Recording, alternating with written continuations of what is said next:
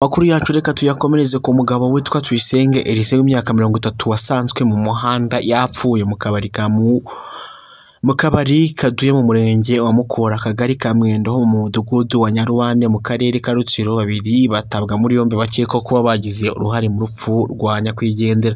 Biravuga ko mu karere ka Musanze abaturage ndetse n'inzego z'umutekano zirimo DASSO, polisi ndetse n'igisirikare cya RDF bongeye gukozanyaho ndetse no kudacana uwaka mu gihe abaturage bashinja umudaso gukubita umugore utwite ndetse akamukuriramo n'inda. Bikavuga ko abaturage bagiye gusenyerwa inzu bubatse ndetse bikavuga ko barakajwe cyane icyo gikorwa leta yakoze, ndetse bakaba barasabye leta niba kuyibya niba baziyahura igasigara iyoboye imirambo. Abaturage mu burakari bwinshi rero bahise berekeza mu nzira igana ku murenge ndetse bajya kwigaragambya aho bahahuriye na polisi ndetse n'igisirikare. Abagerageje kwigaragambya ubwo ndavuga abari bayoboye abandi bahita batabwa muri yombi mu gihe uwo mudamu we wakuwemo inda yahise ajyanwa kwa muganga. Abaturage mu burakari bwinshi bavuze ko ngo batarebera n'umuntu utwite kubera ko bafashe umugore bagakubita hasi ndetse bikarangira umwana yari atwite amuvuyemo. Umugore mu gahinda kenshi avuga ko ngashaka nawe ubutabera ko abangaba bitwaza ngo inifomu bafite cyangwa se ubushobozi bafite bakaza guhohotera abaturage. Biravuga ko ngo mu mazu yasenywe harimo n'inzu zubakiwe abantu batishoboye ariko nazo zashizwe hasi ndetse na leta. N'amakuru ngiye kugezaho kuri Zaf TV Rwanda ya kabiri barugamira ugeze ko n'umuyoro ureye kuri buto yanditseho subscribe kandi kunzujya bizajya bigufasha kubona amakuru yacu ya buri munsi dukomeza kugutegurira kandi tunakugezaho amasaha 24 kuri 24 kandi subscribe kuri YouTube channel bijye bigufasha kubona natwe amasaha 24 kuri 24.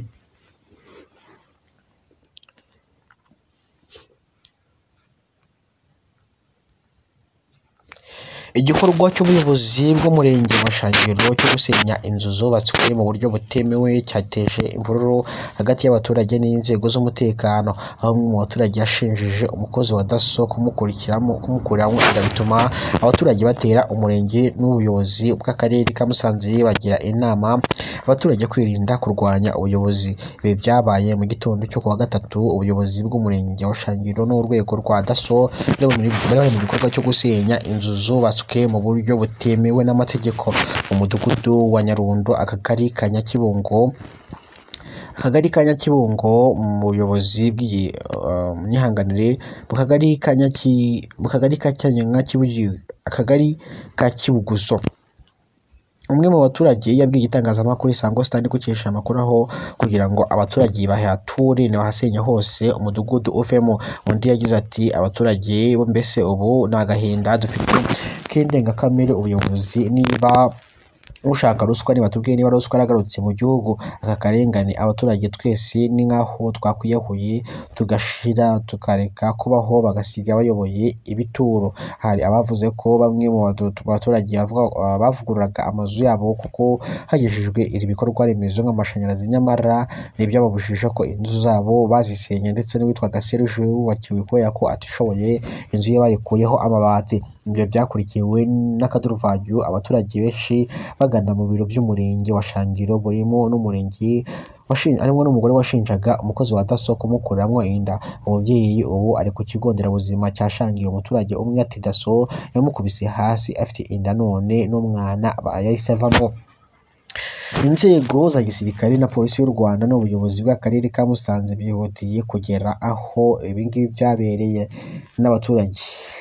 Hanyurwa Bakete Honeste umunyamabanga nshingwabikorwa w'umurenge wa Shangiro yavuze ko bahohotewe. Ati abaturage baradukurikiye ndetse mwabonye ko bashobora gukora n'urugomo, mwabonye ko baturwanyije. Umuyobozi w'akarere ka Musanze Nsengimana Claude yasabye abaturage kubaha inzego z'ubuyobozi no kwirinda kwigomeka ku byemezo byafashwe.